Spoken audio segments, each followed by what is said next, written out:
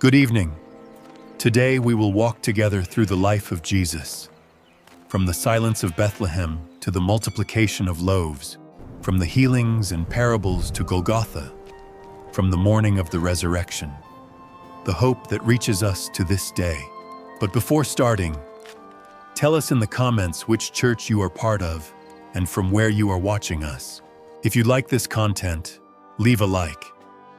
This helps us reach more people. And if you like biblical stories, consider subscribing to the channel.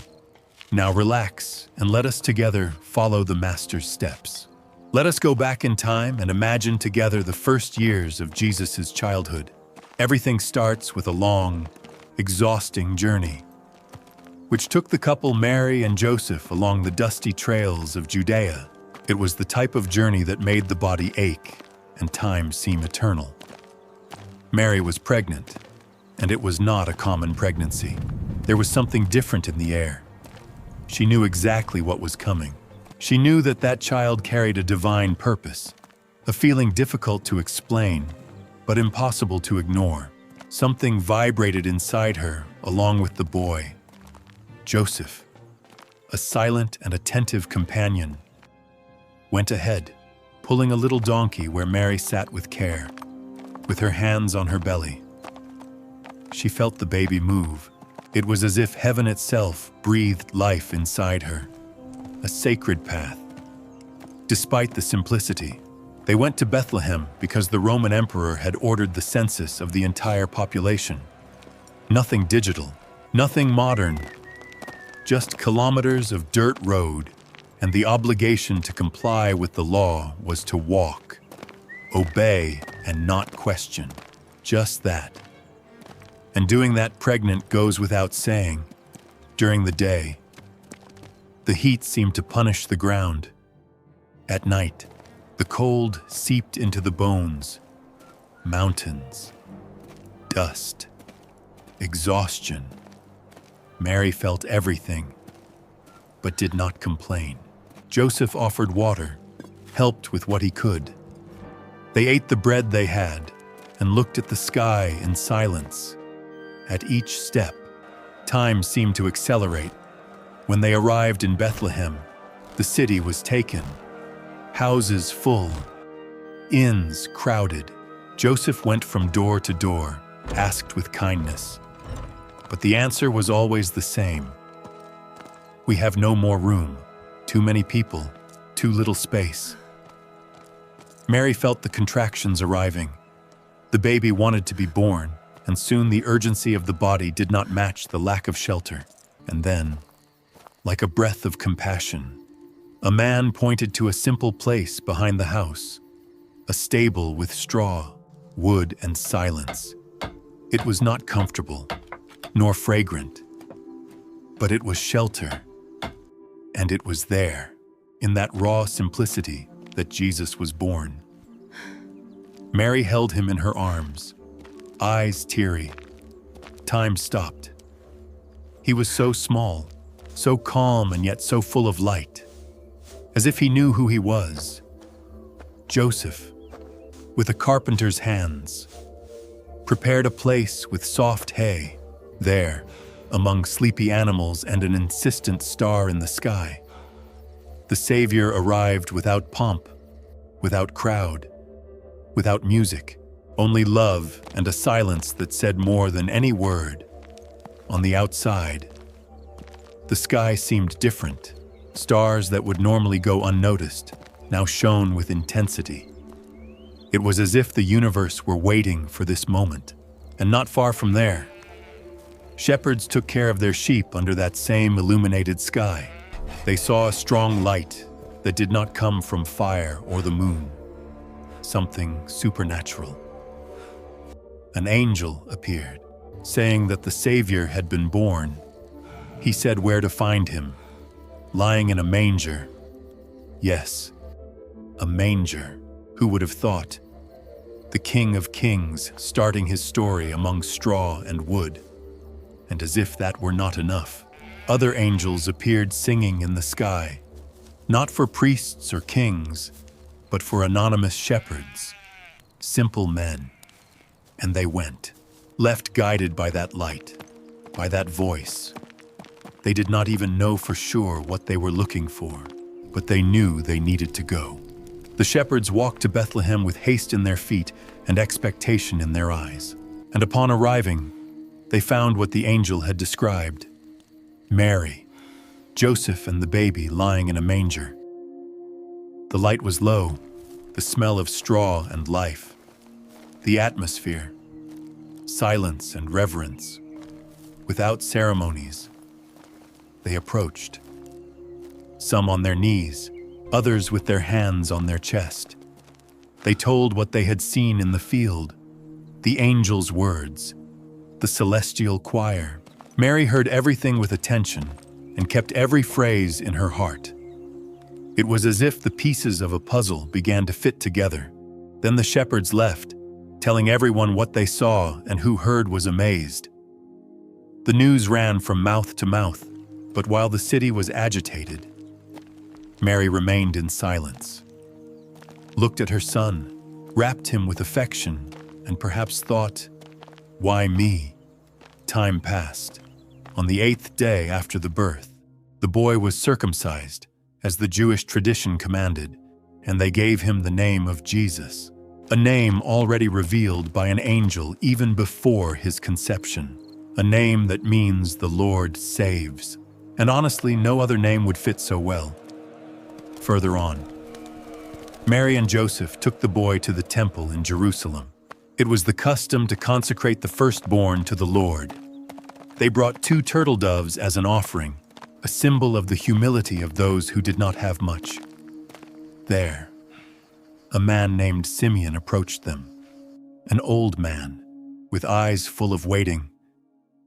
Simeon took Jesus in his arms and said, "Now, Lord, you may dismiss your servant in peace, for my eyes have seen your salvation." Mary and Joseph looked at each other. Simeon spoke like someone who recognizes the eternal, even wrapped in fragile flesh. That was not a common blessing. It was an announcement. A prophetess named Anna also approached, an elderly widow. She lived in the temple day and night.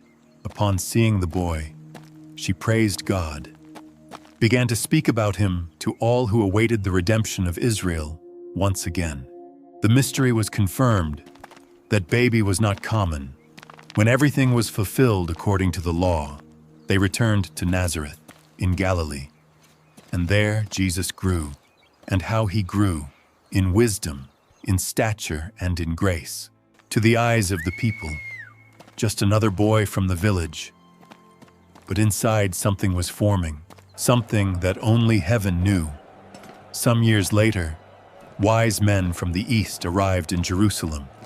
Men who studied the stars, the movements of the sky, saw a different star, a light that announced something great, the birth of the King of the Jews. And they were following this star with gifts in their hands and questions in their minds. They arrived in Jerusalem asking for this king. Herod, the king of the time, did not like it at all, pretended interest, but inside he burned with fear. He summoned priests and scribes, and they said, "The Messiah will be born in Bethlehem." Herod then called the Magi secretly and sent them, "Go, find out where he is, then return and tell me so that I may also go and worship him." Of course, a lie. Herod did not want to worship anyone. He wanted to eliminate any threat.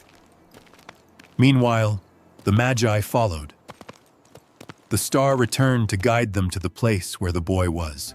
Upon seeing the star stopped, they felt an indescribable joy. They entered the house, saw the boy with Mary, and knelt down. They opened their treasures, gold, incense, and myrrh, symbolic gifts, full of meaning.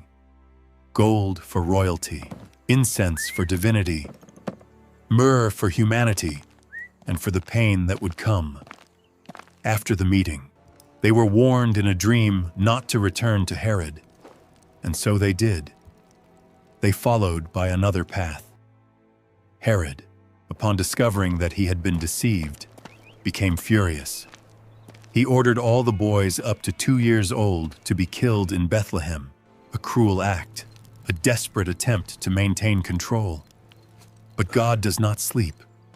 An angel warned Joseph in a dream, "Get up, flee to Egypt. Stay there until I warn you. Herod wants to kill the boy." Joseph woke up, did not hesitate, took Mary, took Jesus, and that same night they left fast, in silence, with fear and faith mixed in their chest. In Egypt, they lived as foreigners, a strange land, different language, new faces. But there Jesus was protected, grew far from persecution, while Herod burned in wrath. And after a while, that same angel appeared again. Herod died, returned to Israel, and they returned. But they learned that Herod's son reigned in Judea, and for safety they went to Galilee, to Nazareth, that village forgotten on the map, but engraved in the divine plan. There Jesus grew with bare feet, curious hands and eyes that seemed to see beyond. The journey was long, with strong sun, paths of sand, and the fatigue of those who carry something greater than the feet can bear. In the end, they found shelter in Egypt, a place of a strange language, different customs, new smells, and a sky that was not theirs, but now would be. There they stayed in silence, hidden, waiting. A time of pause, as if the world held its breath. Meanwhile, in Bethlehem, Herod's plan materialized with brutality, and the crying of mothers echoed among alleys and lanes, tears as salty as the injustice that caused them. But Jesus was safe, not only in the attentive arms of his parents, but guarded by something much greater, a plan impossible to interrupt. No matter how much kings and soldiers tried, it was the beginning of a childhood made of escapes, signs, dreams, and a silence full of meaning. In Egypt, everything was different. The houses, the climate, the rhythm. Mary and Joseph tried to manage with gestures, glances, and a lot of improvisation. Communication was rudimentary, but determination was clear. It was a new beginning, even if far from everything they knew. Joseph, as always, put his hands to work, found wood, tools, and did what he knew. Benches, doors, simple furniture enough to guarantee the daily bread. Mary took care of the home and of Jesus, who grew with attentive eyes and quiet soul, like someone who listens to the world. Few there knew who he was. To the neighbors, just another foreign child. But inside the house, Mary noticed the uncommon in the daily life. He did not cry like the others. He was calm, spent long moments observing the sky, the swallows, the almost choreographed movements of the people along the street, played with little stones, drew in the sand with branches, listened to the stories that Mary told between one task and another. Sometimes he asked questions that left the air suspended. Why does pain exist? Or where do the stars go when they disappear? It was not just childish curiosity. It was more. Mary answered as she could. But something inside her said that he understood more than he asked. They lived with little, but with peace. It was a time of simplicity and preparation, a necessary silence before everything that was still to come. Like the interval between two songs, Jesus learned to respect the elderly, to help without being called, to observe instead of interrupting. He had an easy smile, a gentle gesture, shared bread with other children, and hugged Mary when she seemed tired. He was a common boy, but there was something shining inside. While he grew, time also walked far away. Herod was no longer king. The pieces began to move again, and time time seemed to call Jesus back to the place where his story had started. Time passed. The roads calmed down. Jesus already walked firmly, with small steps and big questions. Joseph and Mary still lived with discretion, but something inside him lit up. A quiet hope. One night, Joseph dreamed again. The same soft voice spoke again. Now it is safe. Go back home. Herod is no longer on the throne. Joseph woke up with the certainty that only dreamers know. It was time to leave. With care, they prepared everything. Simple clothes, tools, utensils, and the most precious among all, the boy.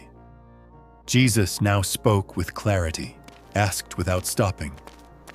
The way back was long, dry roads, silent villages, vast horizons. But something had changed. There was a purpose in each step, as if, even without understanding, they knew that the destination awaited them with open arms. Upon arriving in Nazareth, they breathed deeply. A small village, green hills, sparse trees, a people of soft speech and hard work. There they decided to start over, far from the palaces, from the persecutions and from the risks. There the boy would grow, with bare feet and curious eyes.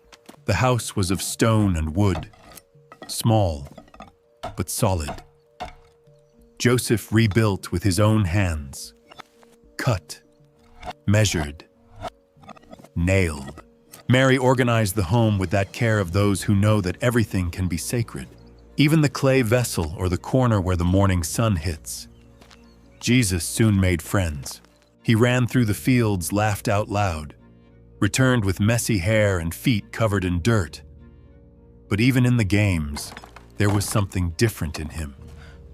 If he saw someone isolated, he approached. If someone fell, he helped before laughing. If adults fought, he listened quietly, as if he already understood that pain does not always shout. Sometimes it whispers. In the village, Joseph was respected, fair, hardworking, silent. Many said, "This boy will be like his father." Little did they know, Jesus grew learning to live with little. Simple food, baked bread, dried fruits, grilled fish, routine without hurry. Wake up early, help, play, listen to stories about the firelight. And in all this, there was a peace that did not come from the absence of problems, but from the presence of purpose. Jesus grew in everything: height, kindness, and a type of wisdom that no one knew how to explain. He observed the way Joseph used the tools, how Mary folded the clothes, how the sun hid behind the hills at dusk. It was as if everything were a living lesson. With the neighbors, he was polite, helped without expecting a request. Some children found it strange. "Why do you never fight, Jesus?" they asked. And he just smiled. Those simple attitudes sometimes left the adults disconcerted. It was as if, even being a boy, he already carried the weight and the lightness of heaven. At night, he liked to look at the stars. He knew the name of some, others he invented. He lay on the ground with his hands behind his head, as if he expected some star to answer his questions. Sometimes, Mary sat beside him and just watched in silence. And in that silence, she understood that that boy was not only hers. He belonged to the world, and that world sooner or later would call him. Joseph taught him the value of effort, of detail, of patience. Carpentry was more than wood and nail. It was listening to the material, respecting the time, recognizing the limits. And Jesus learned, not with hurry, but with surrender. His small hands already knew how to take care of the wood as if it were people. Once, a neighbor brought a broken bench. Before Joseph could say anything, Jesus observed and said, "If we cut here and use the support from there, it becomes firm again." The man laughed. "This boy has a master's eye." Joseph smiled and Jesus just returned to work as if nothing. The years passed. Jesus turned 12. It was the age when many boys already worked. Others learned to take care of the cattle. Jesus already helped in his father's craft, but also had a thirst for knowing. He liked to listen to the scriptures, to ask about the ancient prophets, to talk to the elders. It was at this age that he traveled with his parents to Jerusalem for the Passover feast. A crowd, people from all sides, prayers, bonfires, sacrifices. Mary and Joseph were among the thousands who climbed to the holy city. Jesus too, attentive eyes, firm steps, mind full of questions. After the party, everyone began to return home. It was a large caravan, with many relatives and acquaintances. Mary and Joseph imagined that Jesus was with one of them. A whole day passed until they noticed he was not there. That type of fright that chills the blood. They returned to Jerusalem, searched for 3 days of agony everywhere, until in the temple they found Jesus sitting among the masters, discussing, asking, answering. Everyone was amazed at his intelligence. The rabbis surprised, a 12-year-old boy with big people's questions and even bigger answers. Mary ran to him. "Son, why did you do this to us? We were anxiously looking for you." And Jesus, calm, answered, "Did you not know that I must be in my Father's house?" Mary did not understand at the time, but kept that as she always did, like someone who knows that some answers take time to make sense. Jesus returned with them home, obedient, silent, and continued growing, not just in height, but in sensitivity, wisdom, and grace to the eyes of the others. He was just another young man from Nazareth. But Mary knew, heaven knew, and gradually even he began to know. There, in that village forgotten by the map, something grandiose happened.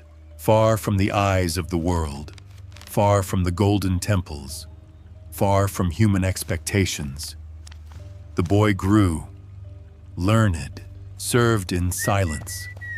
Because it is in silence that purpose takes shape and God's time never hurries. While others sought prestige, Jesus sought depth. While some wanted to be seen, he wanted to be ready. The boy from Nazareth was more than he seemed, and every detail of his daily life, every simple gesture, every soft word, everything was part of an eternal plan. Heaven watched closely, and the world, even without knowing, prepared itself to receive his light. Jesus was a boy like the others, ran through the streets of Nazareth, laughed out loud with friends, threw stones in the river, stumbled, fell, got up. But there was something in him that drew attention. Even when he was silent, his presence spoke. And it was not little. While some mocked the weak, Jesus extended his hand. If they laughed at those who made mistakes, he sat beside the embarrassed, shared bread naturally. He was the type of child who did not shout to be heard. His silence was enough. There was respect around him. Not a respect out of fear, but out of something more subtle and difficult to explain. His way of being touched people. Some boys found it weird. Why do you never lie, even when you could escape a punishment? Good question. Others, more sensitive, just approached. Not to play, just to be near. As if staying beside him warmed something inside. Like sitting near a bonfire on a cold night. without needing to say anything, just feeling the heat. Jesus did not think he was better than anyone, listened to everyone, respected everyone, but there were limits he did not cross. If the game started to turn into mockery, he walked away. If the group fought, he spoke something calm, and as if by magic, everything calmed down.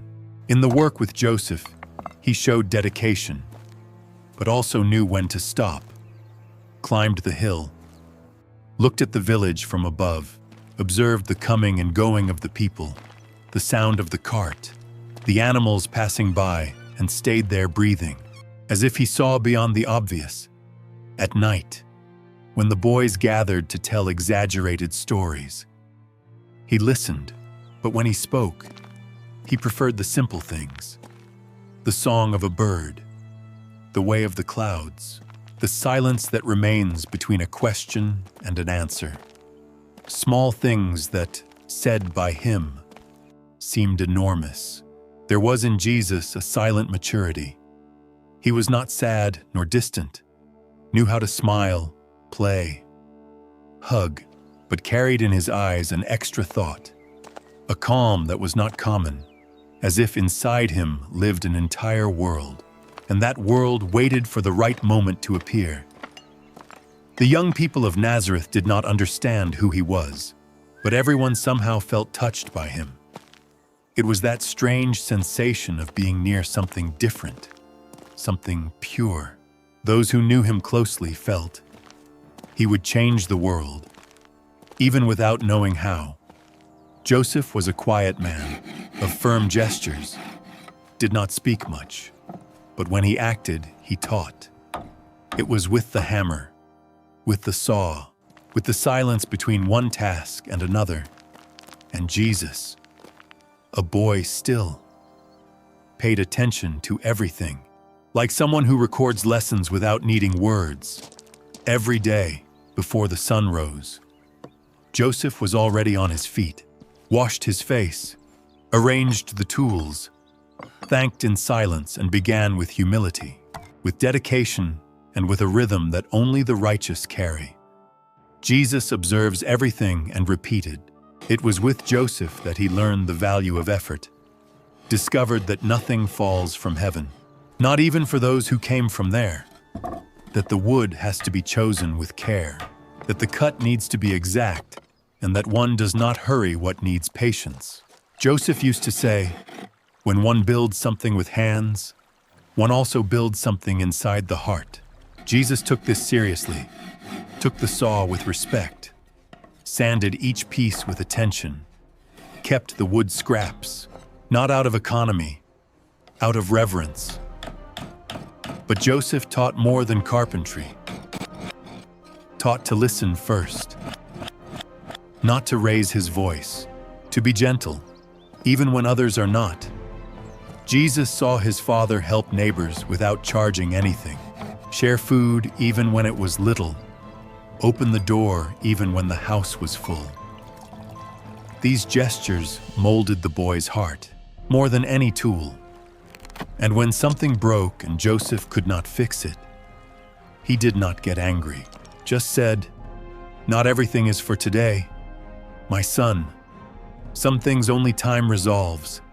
And Jesus heard, kept as seeds, learned to obey, not out of fear, out of love, knew when it was time to speak, when it was time to listen, when to play and when to stop. Mary said that he was always different, but it was with Joseph that he learned firmness, dignity, work with purpose. It was with him that he understood that serving is not being smaller, is being great, where it matters most. Each piece of wood, each hammer blow beside the Father, was as if God were molding not only furniture, but the very character of his Son on the outside. Jesus was just another boy from Nazareth. On the inside, walked with mission in his chest. The days passed like wind among olive trees, soft, constant.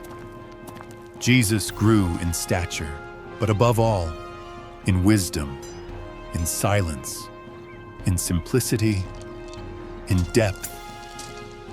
No one around imagined the size of the plan that heaven kept for him. Not even he knew everything. Not yet, but something already pulsed inside. A light restlessness, a subtle call, like heaven sewing in silence each thread of destiny, while the world turned without hurry. Inside him, everything was preparation, but not of the noisy type. It was a silent preparation, made of gestures, of observation, and of small choices. Yes, even the way Jesus helped Mary fold the clothes seemed to carry meaning. He was a child, yes, played, ran, got dirty, but did not trample on others to win, did not push to be the first, knew how to lose and knew how to laugh at it. When someone made a mistake, he did not mock. When someone got hurt, he was the first to run with a cloth and a calm look, had attentive eyes, eyes of someone who sees beyond what he sees, observes the movement of the wind in the trees, the way water ran between the stones, the rhythm of the insects in the field, as if even nature had something to teach. And let us agree, it really did. At home, he helped Mary with the tasks, fetched water, organized the table, held the basket while she hung the clothes and between one washed plate and another rinsed, asked things like, "Mother, why are people sad even when they have everything?" She smiled and answered with her heart. Jesus liked the dusk, the golden light that invaded the house, the smell of baking bread, the sounds of the village diminishing, sat near the door and stayed there quiet, sometimes with a stone in his hands, turning slowly, other times with his eyes lost in the sky and change. Mary called him inside and he came. The table. He ate with calm, thanked each meal, did not ask for much, did not demand anything. At night, he lay in silence and slept with a slight smile on his face, as if he knew that he was exactly where he should be. On Saturdays, he accompanied his parents to the synagogue, sat with the other boys, but his look stayed fixed on the scroll of the scriptures, heard with attention, sometimes asked questions that left adults thoughtful, other times just listened as if each word were being recorded inside him. The masters noticed his attention. Some found it beautiful, others uncomfortable. It was strange to see so much quietness in such a young boy. But Jesus did not do it out of vanity. That was natural. It was his. It was as if the words of the law found echo inside his own spirit. Once, during a reading, they heard about the Messiah. Many commented, debated, questioned. Jesus heard everything in silence, then whispered, "He will understand those who cry." Mary, who was nearby, swallowed hard. She knew that there was more than a simple phrase there, but she said nothing. In each gesture, Jesus showed who he was, but without hurry, without announcement, without need of being recognized. He was becoming like the seed that grows hidden until the day of breaking the ground. In the fields, he liked to walk barefoot, feel the earth under. No, not like someone waiting for the answer, but like someone who knows that every creature has its place in the divine plan. If he found an ant carrying something heavy, he lowered himself and observed. If he saw a dry plant, he touched it with care. Sometimes it seemed that he prayed, but with the body, with the touch, with the look, as if he were in constant conversation with the Creator. Joseph and Mary observed with love and with certain astonishment. They knew, but at the same time they surprised themselves every day. He was not a distant boy. He was present, participated, but there was something there. Something they felt more than they understood. Jesus grew in Nazareth, far from the palaces and from the attention of the great. Grew among stones, hammers, flour, and whispered stories. Grew learning to wait, to serve, to love, without stage, without applause, only with presence, only with purpose. That time passed. Each day was a preparation, one step more, one brick in the foundation of something much bigger. And even if no one around knew, heaven knew. Heaven followed. Heaven smiled. Because that boy, of dirty feet and bright eyes, was the answer that the world did not even know it needed. There, in the simple routine of a forgotten village, he was being molded. Each piece of cut wood, each gesture of kindness that no one saw, each shared bread, everything was part of the preparation. Joseph grew old and at some point left, and Jesus then assumed the role of man of the house, took care of Mary with tenderness, protected with firmness, without complaining, without running away, without making a fuss. The world out there followed its rhythm. Rulers rose and fell. The people awaited the Messiah. Little did they know that he was already among them, invisible, in the figure of a young common man. And when the eyes of heaven saw that everything was ready, time began to move, because that which is divine does not appear to the world suddenly. First, it creates roots in the hidden. It is like that with seeds, and it was like that with the Son of Man in Nazareth. The days no longer seemed the same. Jesus felt inside his chest a serene certainty. It was as if God whispered, "It is time." A gentle call, but firm. Something moved. The wait came to an end. Jesus heard of a man named John, a different prophet, ate locusts, wore camel skin, and preached in the desert. Not exactly the type you invite for dinner, but the people went to him. Something in his voice made hearts tremble. John did not mince words, shouted at the banks of the Jordan River, "Repent, prepare the way of the Lord." Simple people, soldiers, tax collectors. Everyone gathered to hear him. Some cried, others remained disconcerted, but no one left the same.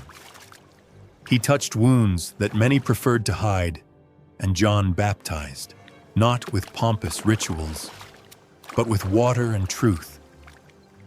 The people plunged into the waters of the Jordan, seeking a new life.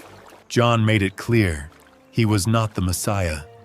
He was only the voice that prepares the way, the foreshadowing of something bigger, and that was already a lot.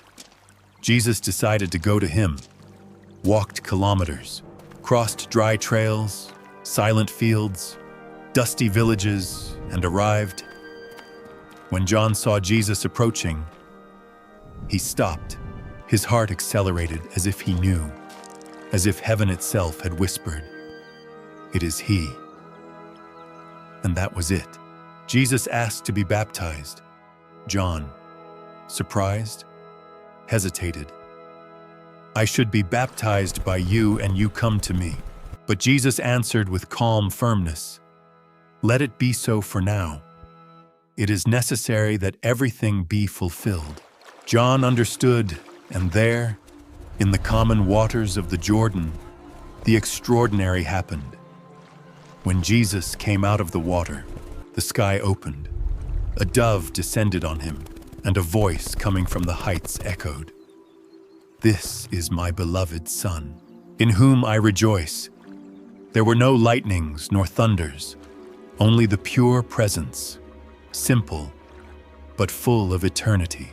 There were no crowds nor headlines. But at that instant, the world changed. Heaven had confirmed. The Son was ready, and curiously, the first step after the confirmation was not to preach. It was to withdraw. Yes, that's right. No party, no audience, only desert. Jesus was led by the Spirit to the desert, a dry place, arid, with scorching heat during the day and piercing cold at night, without shadow, without comfort, without distractions. Only he and God for 40 days and 40 nights, stayed there in fasting, in silence, in inner struggle. There he faced temptations, not as visible monsters or black-cloaked villains, but in the form of suggestions, seductive ideas, voices that said, "Turn these stones into bread." After all, he was hungry, but Jesus answered, "Man shall not live by bread alone." In other words, it is not the stomach that commands. Then the tempter took him to the high point of the temple. "Throw yourself from here. The angels will protect you." An attempt at a spectacle. But Jesus did not fall for that. He did not need to prove anything to anyone. His faith did not depend on an audience, and that bothers those who live by appearance.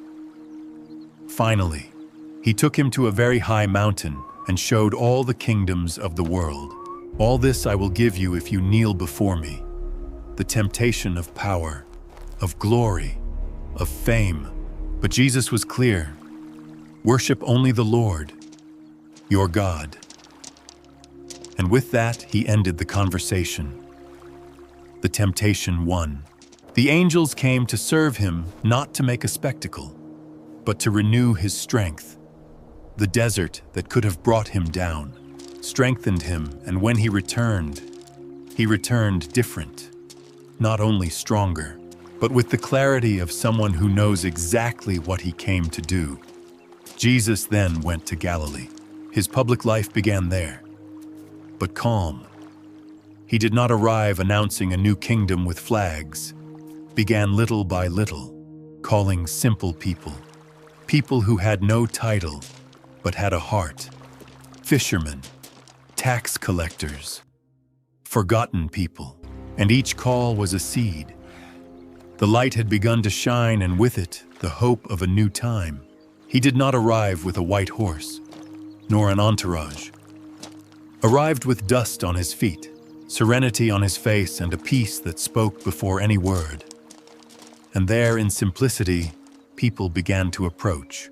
Something in him made the silence around seem lighter, almost welcoming. Jesus did not use complicated words, nor shouted to convince.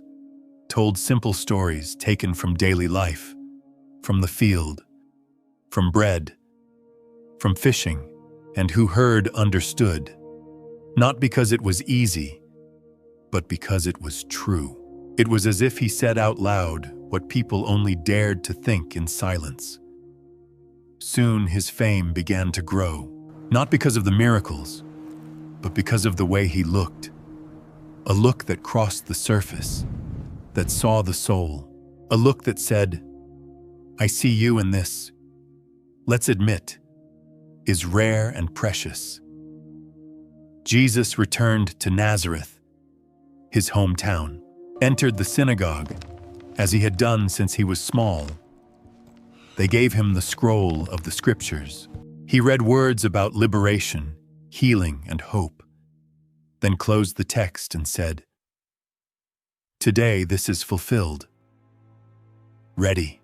The phrase was enough to cause a stir. Some were amazed, others not so much.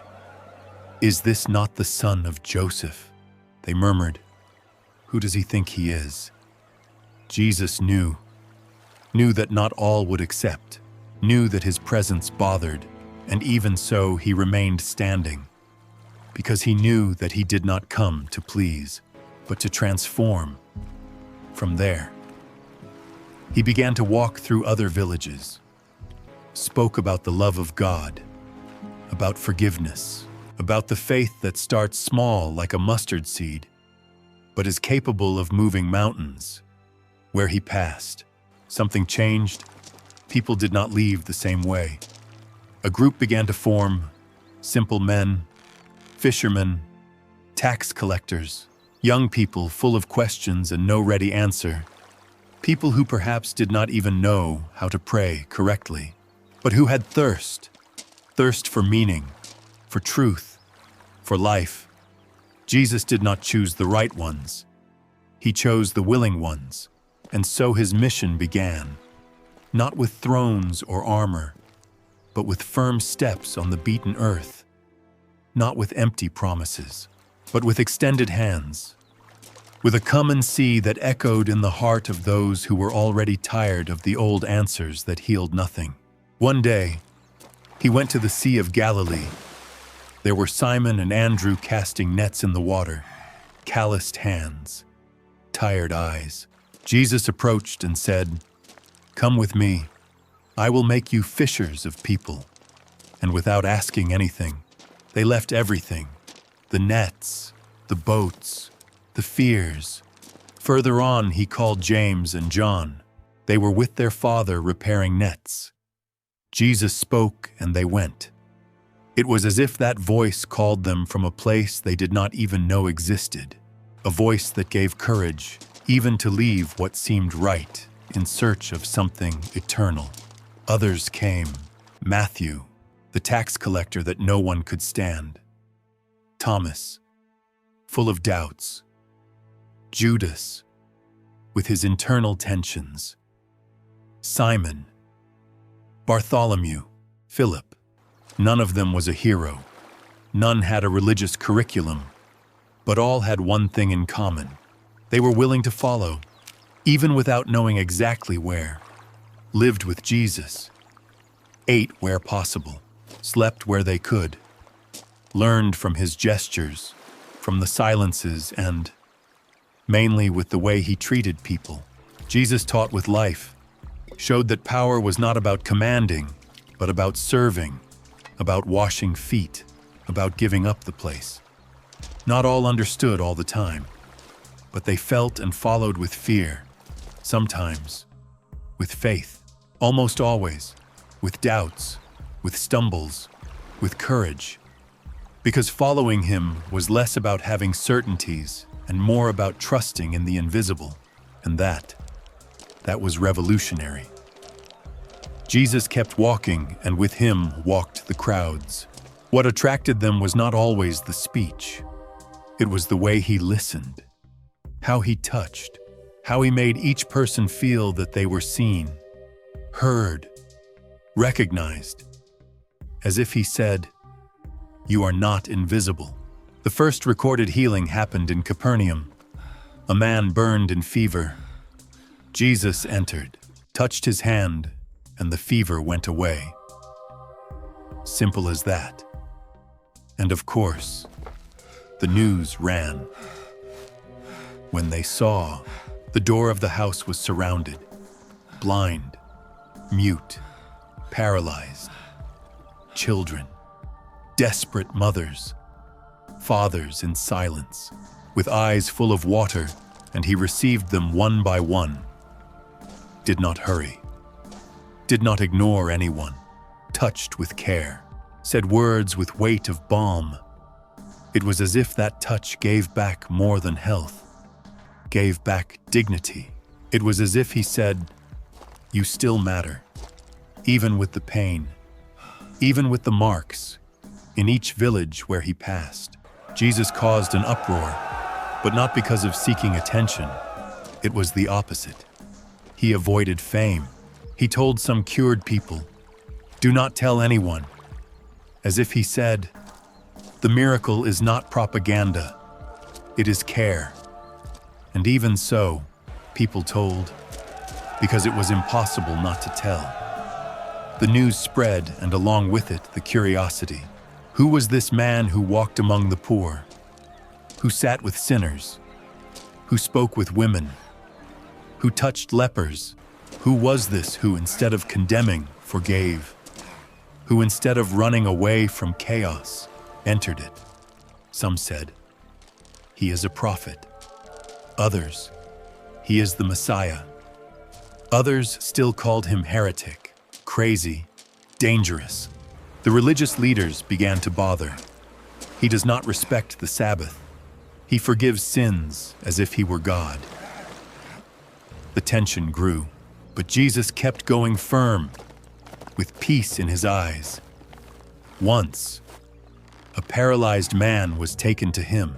The crowd was so great that they opened the roof of the house and lowered him by ropes. Imagine the scene. Jesus looked at the man and said, "Your sins are forgiven." Ready? The room froze. The Pharisees whispered, "Who does he think he is?" But Jesus knew what they murmured and answered with a question. What is easier, to say, "Your sins are forgiven," or "Get up and walk"? Then he looked at the paralyzed man and said, "Get up." And he got up, took his stretcher, and went away walking and dancing. Probably that was Jesus. He did not heal only the body. He reached the root of the pain.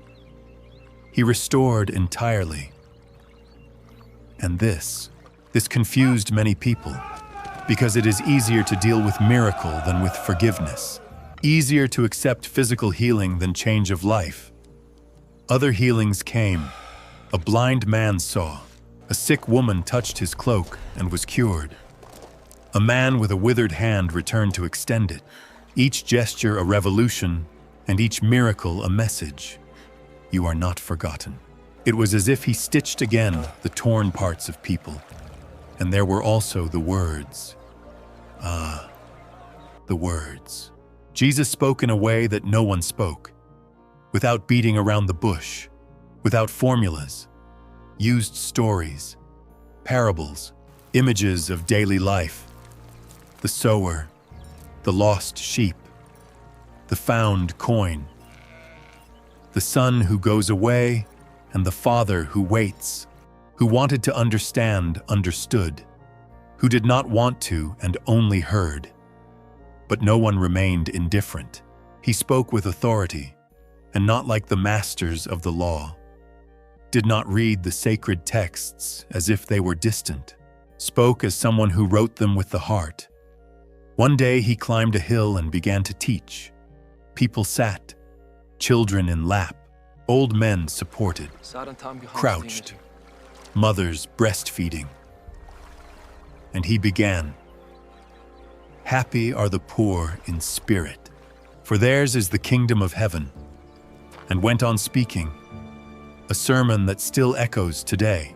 Did not command only to love friends, commanded to love enemies, to pray for those who persecute, to turn the other cheek, not to accumulate treasures, not to judge, to seek first the kingdom, who heard, or became restless, or was transformed, but no one left unharmed.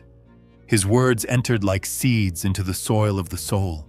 Between one walk and another, he fed crowds with 5 loaves and 2 fish. He fed more than 5,000 people. Yes, a child's snack turned into a banquet, and later there were still baskets left over, as if he said, "With me, it never lacks. There is always leftovers." Abundance came where there was only scarcity, but he also sought silence. Sometimes he withdrew, went to the hill, prayed, was alone, needed that. Even being who he was, he also withdrew to listen to the Father, because even the Son of God knew, without intimacy with the high, the mission loses the north, and he did nothing on impulse. Each step was thought, each gesture loaded with intention, knew when to heal, when to be silent, when to confront, when to extend the hand, knew the weight of the words and the value of silence. Like someone who knows time and respects each season, Jesus was not in a hurry nor anxious, knew that the mission was great, but did not run. He walked, stopped to listen to children, to look at flowers, to tell stories, to console widows, to touch the invisible. His hurry was zero, his presence total. And so, step by step, word by word, miracle by miracle, he was leaving footprints that would never again be erased. Footprints that to this day we follow trying to reach. Jesus knew. Who listens with the heart understands beyond the words. And that was how he taught. Parable after parable. Went on planting seeds of light in the middle of the darkness of the world. Seeds that, curiously, continue to flourish to this day, as if they carried roots that ignore time. But not everyone liked his presence. The crowd loved him. Yes, the common people. Those who carried pain in their shoulders and hope in their look.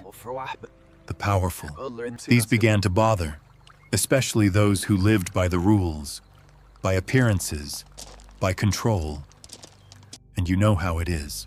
When light arrives, who lives in the shadows is not happy. The religious leaders observed him with suspicion.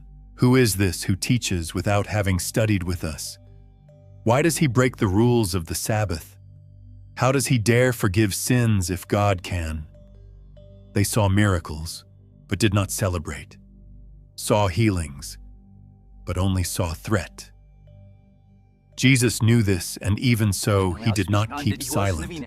He did not come to please. He came to liberate for this reason. He continued walking with the excluded, approaching the impure, welcoming the hated. And this, of course, scandalized the powerful who were accustomed to control even love. One day, upon entering the temple, he saw that they had transformed it into a market. Sellers, money changers, profit on top of faith. And then, without fear, he turned the tables, expelled the merchants, and said, "My house will be called a house of prayer. You have transformed it into a den of thieves." It was the last straw. The religious leaders gathered in secret. We need to silence this man. But Jesus did not hide, continued walking, healing, speaking with the people, telling stories, continued being himself, firm, even being criticized, watched, judged. His mission was never to be accepted. It was to be true, and he knew light always bothers. But he also knew that truth has a price, and he was willing to pay. Followed with serenity, quiet look, firm steps.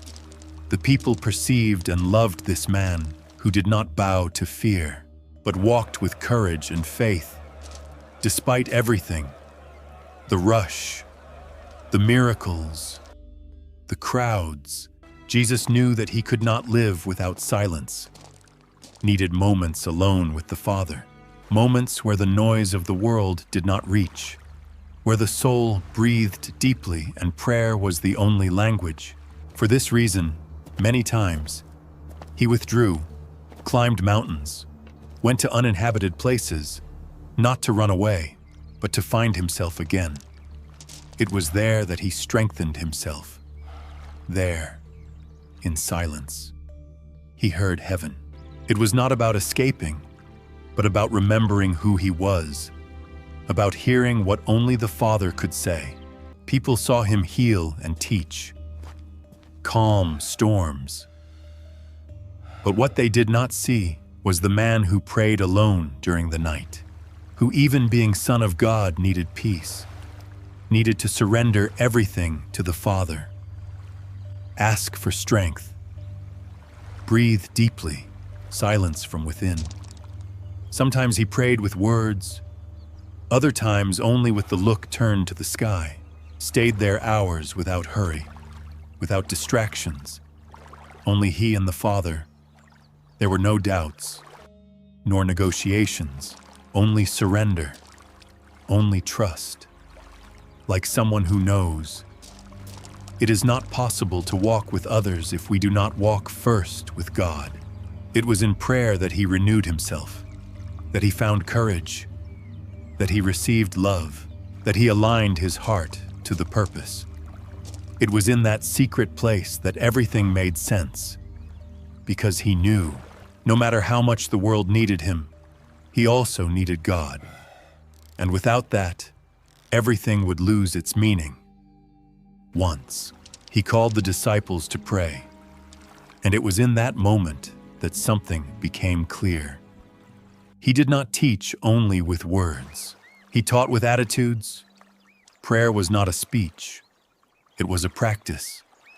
It was there that hearts opened, that heaven touched the earth, that doubts were silent. Gradually, the disciples understood. They also needed that, needed to stop, needed to listen, needed to strengthen faith in quietness. Prayer became refuge. And there, in the middle of the chaos, they found a peace that only the divine presence can offer. Jesus found God in silence, and silence began to inhabit them. Meanwhile, the miracles continued one after the other, and they were not only acts of power, they were gestures of compassion. Each healing had a name, a face, a story.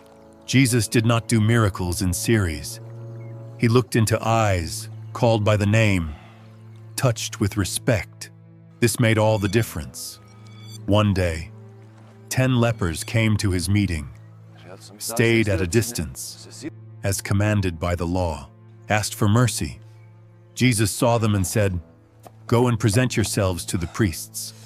On the way they were cured, but only one returned to thank, a foreigner. Jesus looked and asked, "And the other 9? An uncomfortable question to this day, no. Another day, a woman bent for 18 years appeared. Jesus called her, touched her, and she straightened up. Simple as that. The religious leaders were scandalized. Today is Sabbath in Jesus, with the calm of someone who owes nothing to anyone. Answered, "She is a daughter of Abraham, and could she not be liberated today?" There was also a man with a withered hand. Jesus cured him on a Sabbath right in front of everyone, not out of challenge, but out of mercy, and said, "The Sabbath was made for man, and not man for the Sabbath." And with that, he gave meaning back to faith itself. He saw beyond the rules, beyond appearances. He saw the heart, and could not stand to see faith being used as handcuffs. For this reason, he confronted not to humiliate, but to liberate.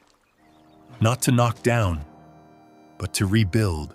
It was love with backbone, with firmness, with truth.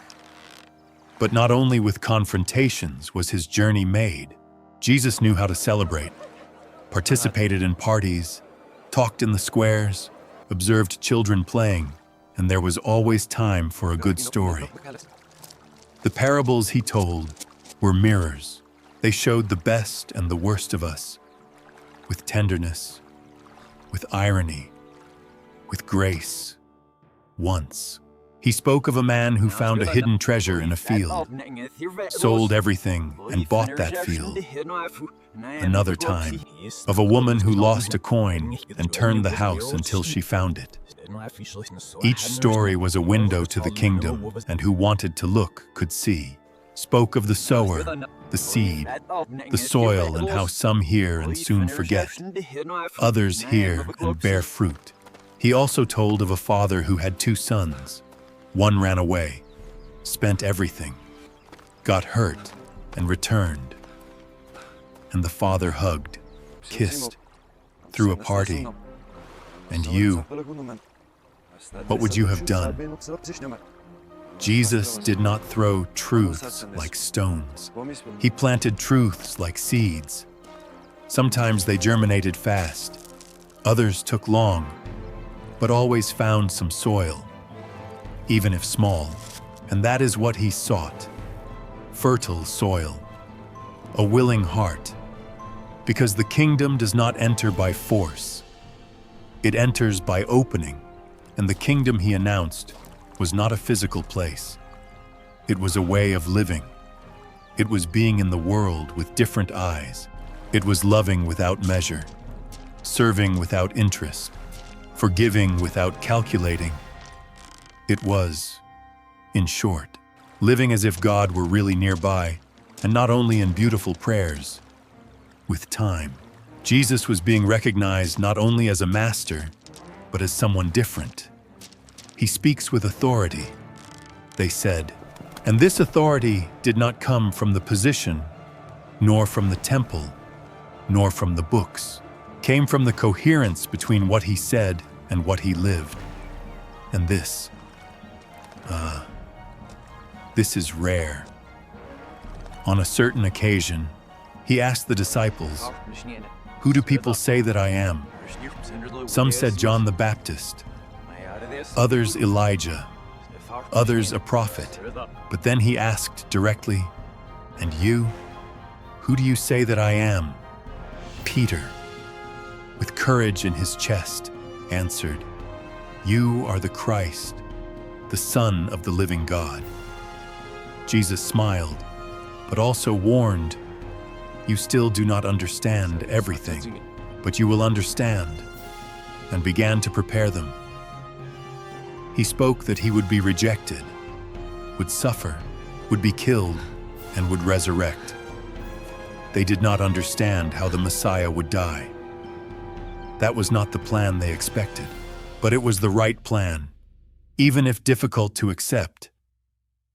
And even with the disciples confused, Jesus followed, healed, taught, loved, and little by little showed that being strong is not about dominating. It is about serving, that the greatest is the one who makes himself smaller, that the first is the one who puts himself last, a revolution from the inside out. He did not want dazzled followers.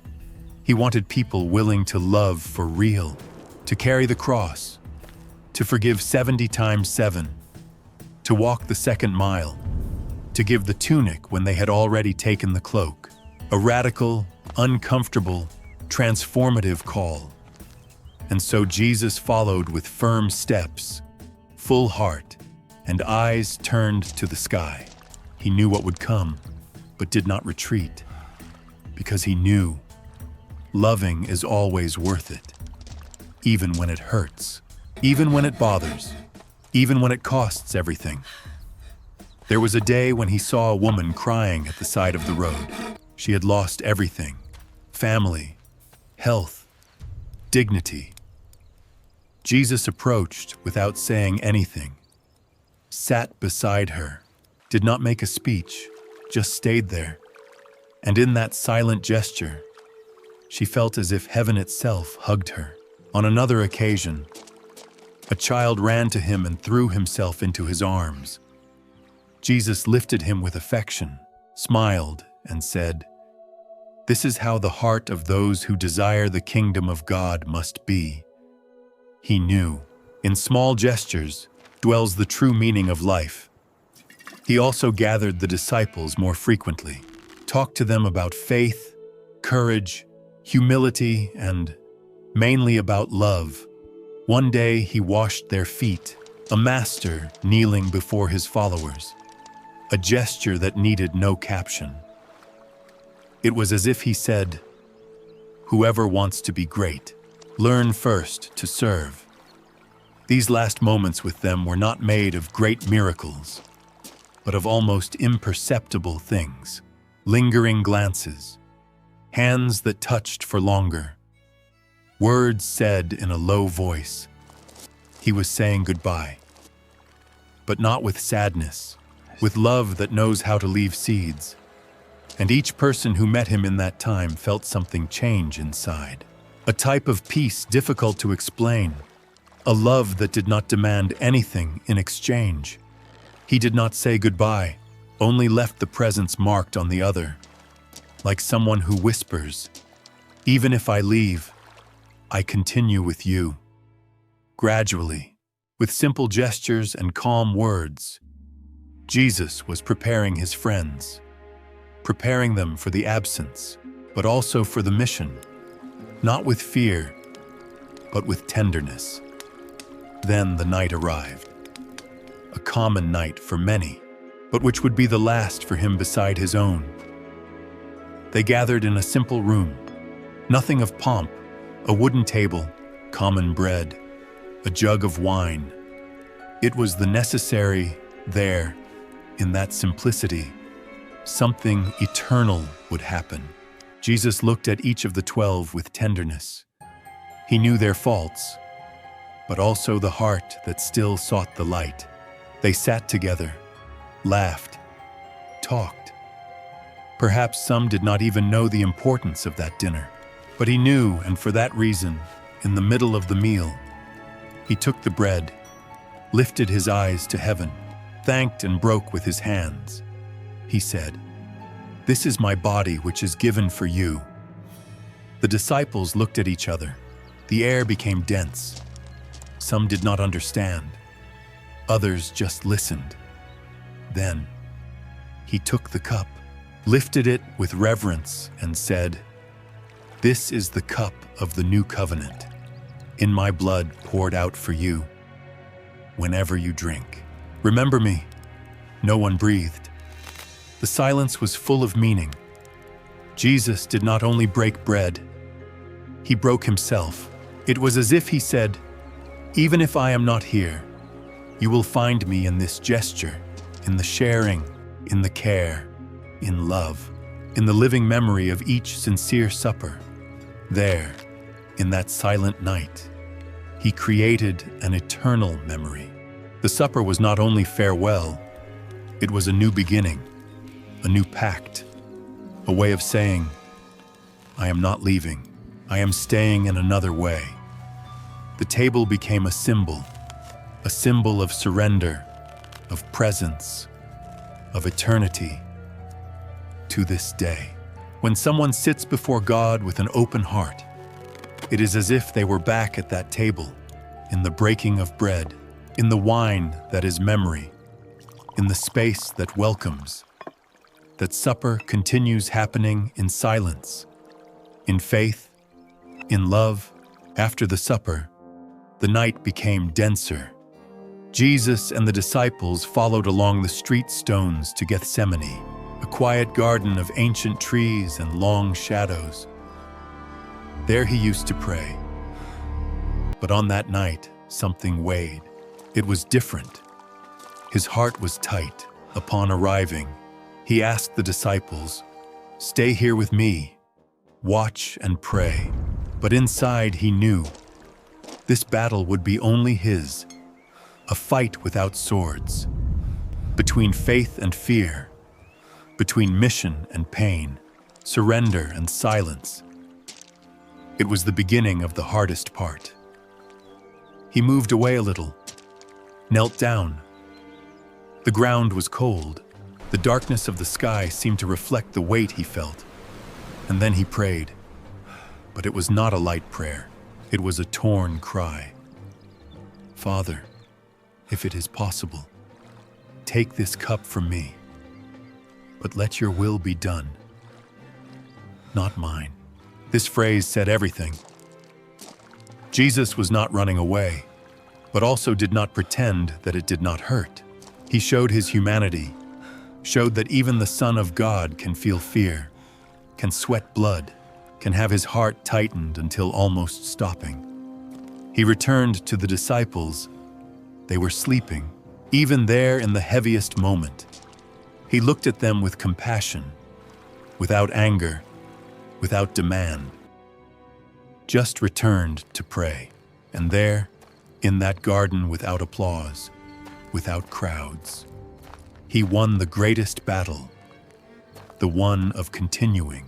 Even knowing what would come, still in the garden, when the night seemed to hold its breath, lights appeared among the trees, torches, hurried steps, voices. It was the guard.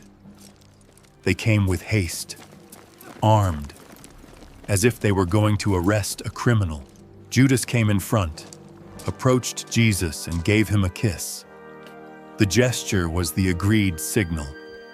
Jesus looked at him, not with anger nor with surprise, but with serene sadness. and said, "Judas, with a kiss you betray the Son of Man." It was as if he said, "You still had a choice." But Judas had already chosen, and the story followed its course. The guards grabbed him. Peter, always impulsive, pulled the sword and cut the ear of one of them. Jesus rebuked him. "Keep your sword. Whoever lives by the sword dies by the sword." And touching the wounded, he healed him. Even there, even being arrested, even being betrayed, they took him by force. The disciples fled confused, scared, with their hearts in their mouths. Jesus was taken first to the Sanhedrin, the religious council.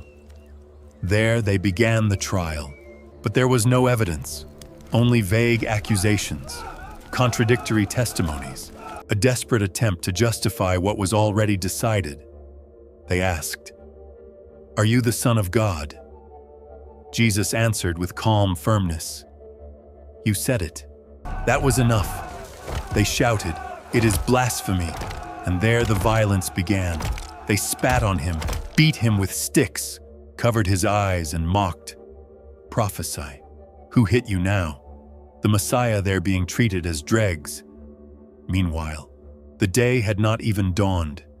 Jesus, already wounded and exhausted, was dragged before the religious leaders, men of the law, Torah scholars, and even so, taken by envy and fear, they could not stand the light that Jesus carried, because light bothers those who got used to the shadow.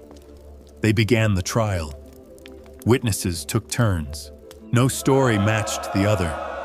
Fragile accusations invented in haste. Jesus, silence.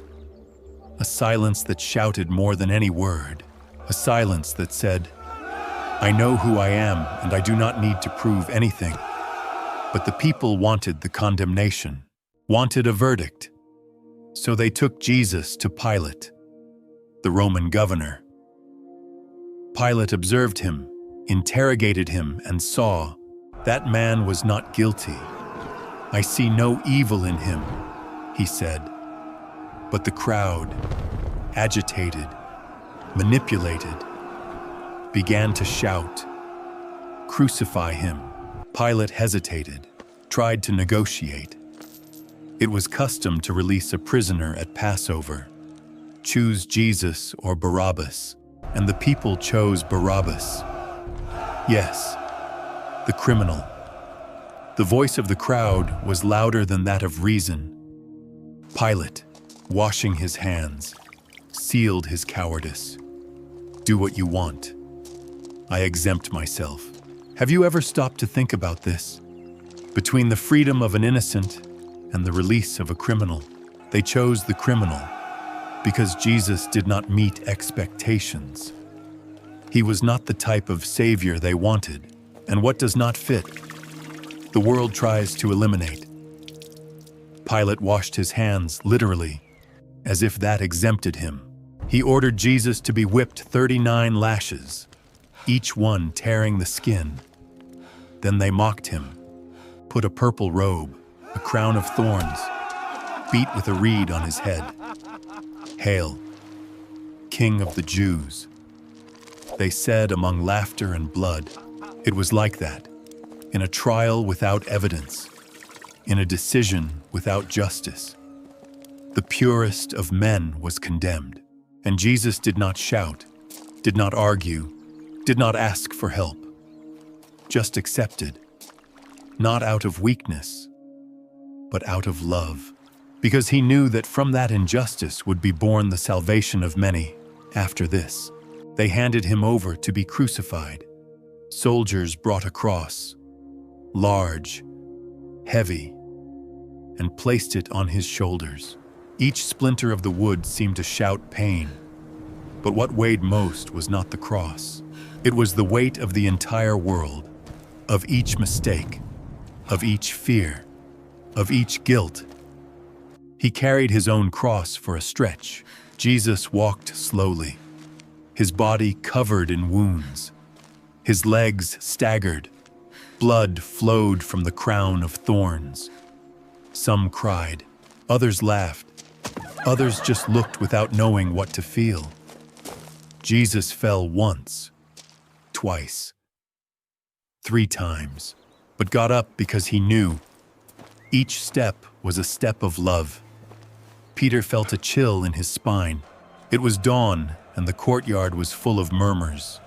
Flickering torches, light, and suspicious faces. A woman faced him and asked, "Were you with him?" "Weren't you?" Peter answered fast, eyes wide. "No, I do not know what you are talking about." First, denial. A few minutes later, another person approached. "I saw you with him, I am sure." Peter's heart beat irregularly. "Man, I am not." Second denial. The tension rose. Sweat flowed. It was as if each word moved him further from the truth and from himself. Then, someone else spoke, pointing the finger. "Your way of speaking gives you away. Are you from Galilee? Do you know Jesus?" Peter exploded. "I do not know this man." Third denial. At that instant, a rooster crowed far away. A simple sound, but which carried the weight of a prophecy. Peter stopped. The ground seemed to disappear. Remembered Jesus' words before the rooster crows. "You will deny me 3 times." And as if time slowed down, Jesus' eyes met his. A look without anger, without judgment, only sadness and love. And this was what hurt the most. Peter ran away without direction, with his heart in pieces. He cried. He cried because he knew. He loved Jesus, but fear spoke louder. How many times do we also let fear silence our faith? How many times do we hide, even knowing who we are and who we love? But this story does not end in shame, because Jesus already knew, and even so had called Peter friend. This shows something grandiose. God's love does not change when we fail. The scene is hard, but it is also full of hope. If Peter was forgiven, who else cannot be? Jesus walked with difficulty until he fell, and there on the ground, a man was called to help him. Simon coming from the field. They put the cross on his shoulders. Simon carried it for a time, without knowing, participated in the most important story of the world. And have you ever helped someone carry a cross? Even staggering. Jesus looked around, saw women crying and said, "Do not cry for me. Cry for yourselves and for your children." Even in pain, he thought of others. Even on the way to death, he still spread comfort. They arrived at Golgotha, the place of the skull, a dry field of hard stones and cloudy sky. The soldiers laid Jesus on the cross, nailed his hands, his feet. The wood trembled, the sky darkened. The cross was erected, and there, between heaven and earth, the Son of God was hung. On one side, a thief mocked. On the other, a repentant heart. "Remember me, Jesus, when you enter your kingdom." And he answered, "This very day you will be with me in paradise." Even on the cross, he saved. Even in pain, he forgave. Even dying, he gave life. Even there hanging, with tight lungs, there was still room for grace, for promise, for life. Because where Jesus is, even death loses its strength. Below the cross were Mary, his mother, and John, the beloved disciple. Jesus saw them between pains and difficult breathing, still managed to say, "Woman, behold your son," and to John, Behold your mother. Even at the end, he took care, shared love, stitched the family in the middle of pain. The sky darkened. It was as if creation felt, as if even the trees and the birds knew. Something grandiose and painful happened. Jesus, with his body already weak, looked to the high and said, "Father, why have you forsaken me?" A torn cry of someone who knows God's silence. A cry that to this day echoes in those who have already felt alone. But it was more than pain. It was fulfillment of prophecy. Soon after he spoke, "It is finished." Two simple, definitive words. The mission was complete. Heaven's plan had reached the deepest point. And then, with a soft voice, he said, "Father, into your hands I commit my spirit." And there, at the highest of love, he expired. The veil of the temple, thick and heavy, tore from top to bottom. The earth shook. The sky bowed. The centurion, who watched everything, said with wide-eyed eyes and tight chest, "Truly, this was the Son of God." A confession that would echo through the centuries. Nicodemus and Joseph of Arimathea asked for the body. Pilate, surprised by the request, allowed. Joseph of Arimathea, accompanied by Nicodemus, removed Jesus' body from the cross. A delicate moment of reverence. Their calloused hands now touched the wounded body with the delicacy of those who hold heaven itself wrapped in flesh. Nicodemus brought about 30 kilograms of a mixture of myrrh and aloes, a perfume used for burials. They wrapped the body in clean linen sheets, everything done with the respect given to a king. Because even without a visible crown, that body had already governed hearts. They placed Jesus in a new tomb dug in the rock, never before used. It was as if that place had been carved only for him. A heavy silence hovered.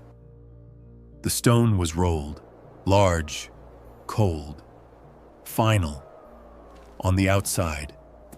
The world followed, but for the disciples time froze.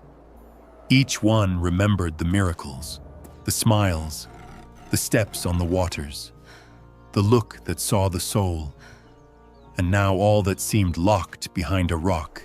The Sabbath arrived, and with it, the densest silence of history. They rested as the law asked. But the heart did not rest. But it was not the end.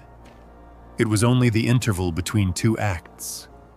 The sky seemed quiet, but quietness is not absence.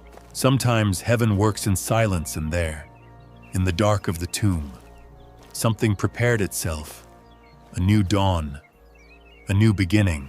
The seed had been buried not to rot, but to flourish. And this changes everything. Because even when everything seems lost, heaven never stops working. The soldiers watched the tomb. The religious leaders asked for reinforcement. What if the disciples steal the body? As if they could stop heaven with spears. Their fear was not the body disappearing. It was the truth appearing. And well, that part they could not control.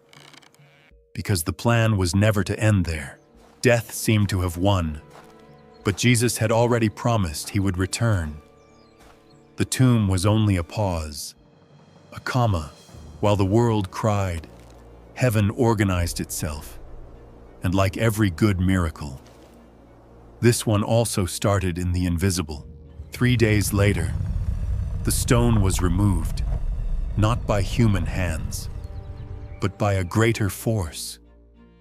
The light entered. The impossible became real. The body was no longer there because Jesus had resurrected. Yes, he won. And with him won life, hope, the promise. And do you know what this means? That nothing is really lost. that darkness does not have the final word, that even when everything seems buried, God is already preparing the resurrection. And this, my friend, happens first in the heart before appearing before the eyes. The resurrection was not only an event, it was an eternal message. There is always a new day waiting for you. There is always a new breath that comes after fatigue. There is always a door that opens when all others seemed closed. On Sunday, very early, some women went to the tomb. They brought perfumes, cloths, care. But upon arriving, something was different. The stone had been removed, the tomb empty, the heart accelerated. Mary Magdalene ran, cried.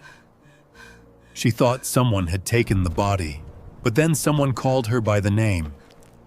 Mary, a known voice, a voice that crossed fear. She turned and saw Jesus alive, resurrected, and he said, "Go, tell my brothers." And she went running, crying, smiling. Heaven had won. Life had won. Death, finally, had lost its crown on that Sunday morning. Jesus showed the world that life can be renewed, that love is stronger than death, that truth does not stay in the tomb, and that when everything seems the end, it may be only the beginning, a new beginning that is born of faith. Gradually, he went appearing to the disciples, to those who doubted, to those who were afraid, showed his hands, ate with them, walked with them, laughed with them, because the resurrection is not only miracle, it is reunion. It is an I came back loaded with love. Peter, Mary, John, all were able to see, touch, hear again that voice, and perhaps in that reunion they understood that pain had purpose, that the silence of the Sabbath prepared the cry of joy of the resurrection. Because heaven works even when everything seems silent. Peter, who had denied him, had a reunion at the edge of the sea. Jesus called him, sat, ate fish, and he asked, "Peter, do you love me?" 3 times. For each denial, a new chance. Peter cried, but was restored because Jesus does not cancel anyone. He rebuilds, and then, after 40 days appearing, teaching, walking, Jesus gathered the disciples. They were on a hill. The wind blew strong, and he said, "Go, make disciples. Teach everything that I taught, and remember, I will be with you until the end of time." After this, he was taken to the heavens, rose before their eyes until disappearing among the clouds. They stayed there looking up, with the heart divided between astonishment and longing. But they knew he had not left, only changed place. The world would never be the same again, because he who died lives, and his story does not end in a tomb.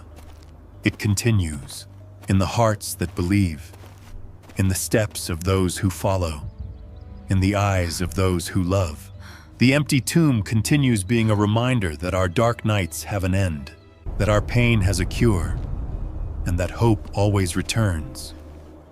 Like the sun after the storm, like the hug after the fear, like the faith that resurges, even when we thought we had lost everything.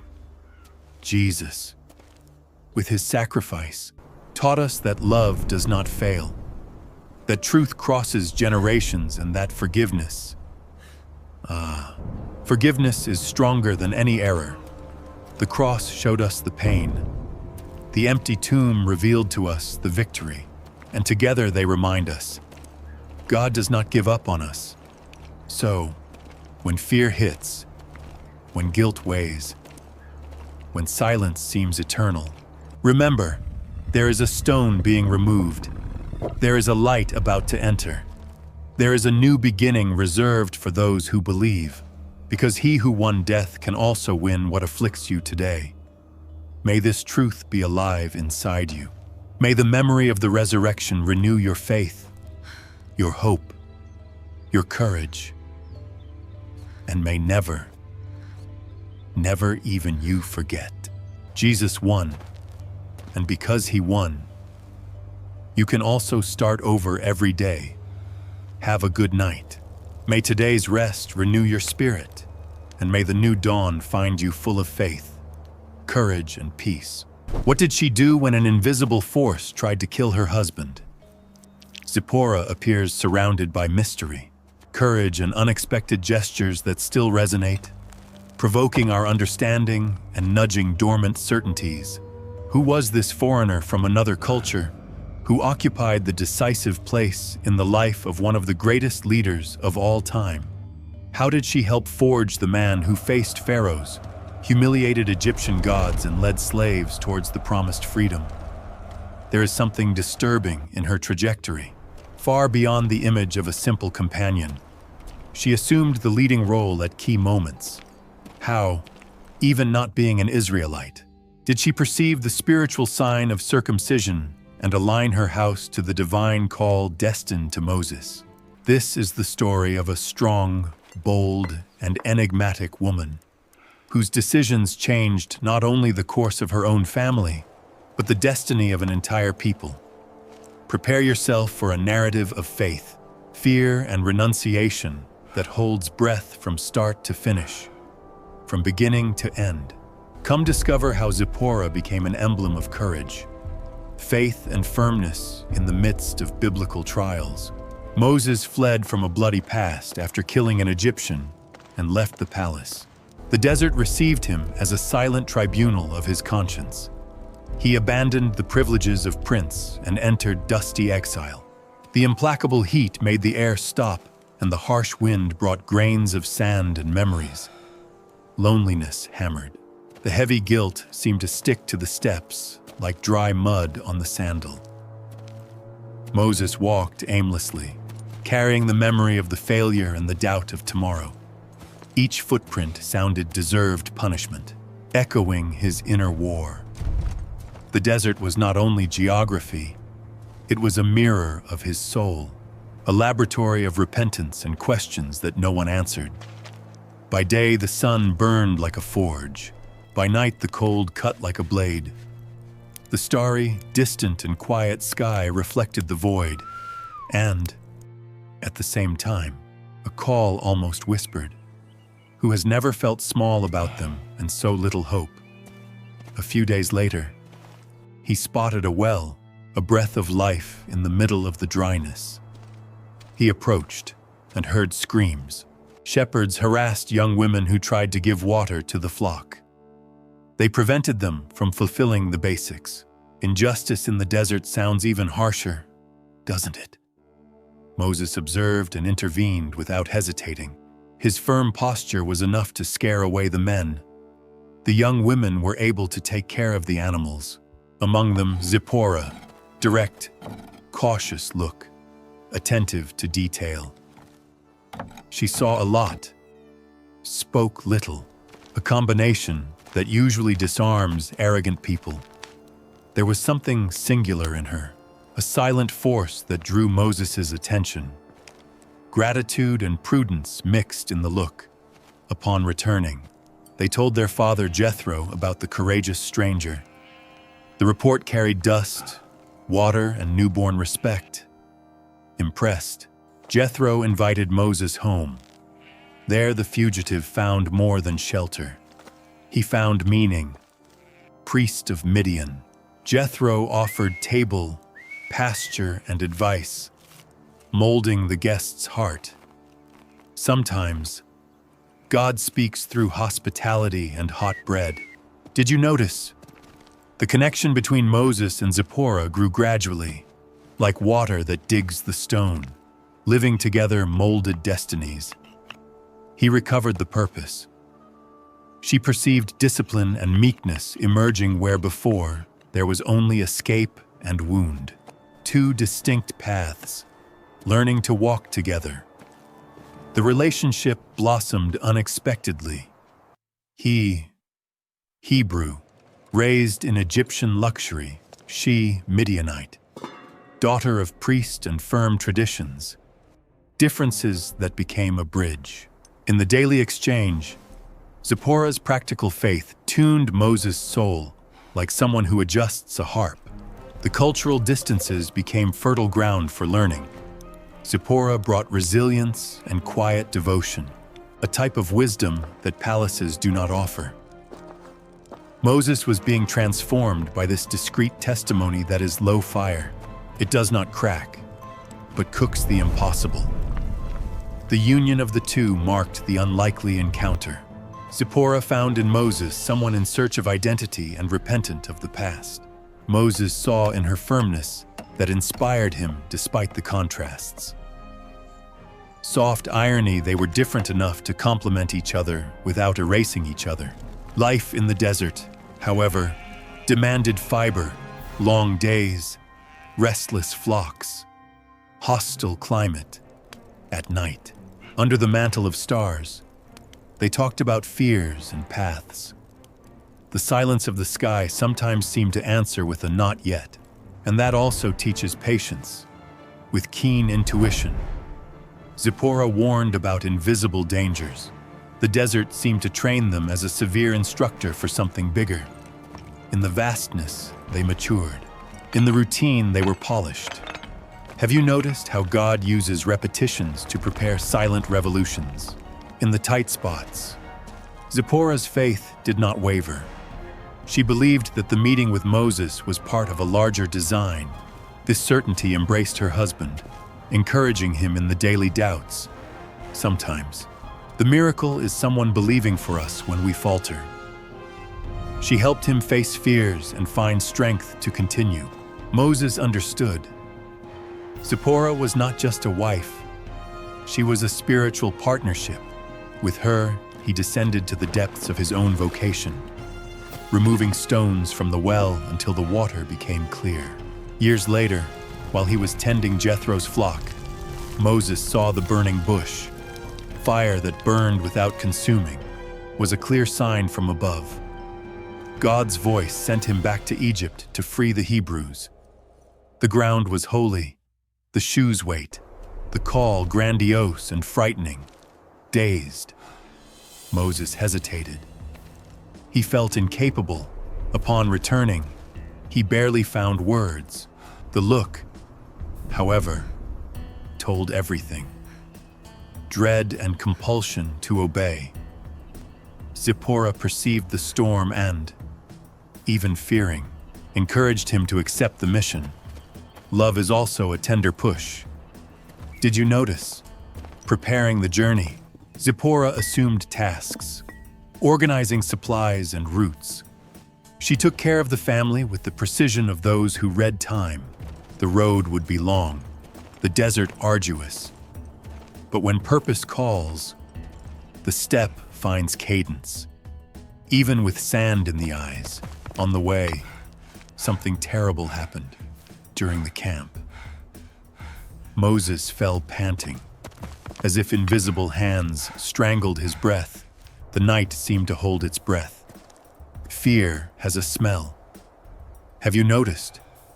There it smelled of an ancient threat asking for immediate settlement. The silence weighed like stone, taken by discernment that surpassed cultural boundaries. Zipporah took a sharp stone, circumcised her son, and touched Moses' feet with blood, murmured, "You are for me, a husband of blood." The irony of the sacred wounded the pride and saved the life. At the same time, the pressure faded. The air returned. Moses breathed deeply, defeated and preserved. The camp recovered the sound. Crickets, wind, heart. Sometimes obedience is expensive, but it is the price that opens doors that no armed forces. This enigmatic episode revealed the importance of Zipporah in the mission. Her firm and courageous action not only freed Moses from death, but reaffirmed her house's pact with God. Between fear and faith, she chose alliance, and history was never the same again. From the Hebrew people came the message: even in a journey led by God, dangers arise along unexpected paths. Before we continue, I count on you. Subscribe and leave a like. It seems small, but it helps to spread these stories like fire in dry firewood. Now we continue with Zipporah's life. Upon arriving in Egypt, Moses faced the Pharaoh firmly. However, the mission demanded a painful price. Separating from his wife and children, he knew that the risks were high. For this reason, he sent the family back to Midian, safe with Jethro. The distance hurt like an open wound. Zipporah faced the desert alone, while Moses guided an exhausted people towards freedom. Under brutal pressures, each day was uncertain, each night an intercession. Love also knows how to wait, sometimes with teary eyes and firm hands. The news that arrived were unsettling. Plagues assailing Egypt, direct confrontations with the Pharaoh, growing boldness. In Midian, Zipporah took care of the children and the house's faith, creating a refuge of peace in the midst of rumors of war. Who said that home is not a trench? She was strengthened in the certainty that Moses fulfilled a purpose greater than they could understand. From a distance, she supported him in prayer, silent perseverance that moves mountains of anxiety. Curious, when we cannot act with our hands, God accepts tears as an offering, even far away. Zipporah's support did not lack. She understood that her absence also was part of the plan, and that renouncing in that moment was love in adult state. Authentic call requires courage and detachment. She offered both, without speech in the routine that no one films.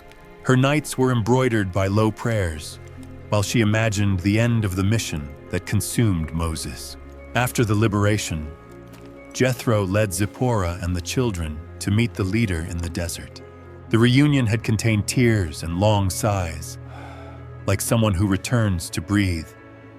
Moses, now at the head of a crowd of ex-slaves, carried in his eyes the weight of leadership and invisible scars. Upon hugging the family, he felt deep relief, but he knew the walk was still long. Between dunes and decisions, rest became a sacred article. The desert, formerly exile, became a field of spiritual and physical proof.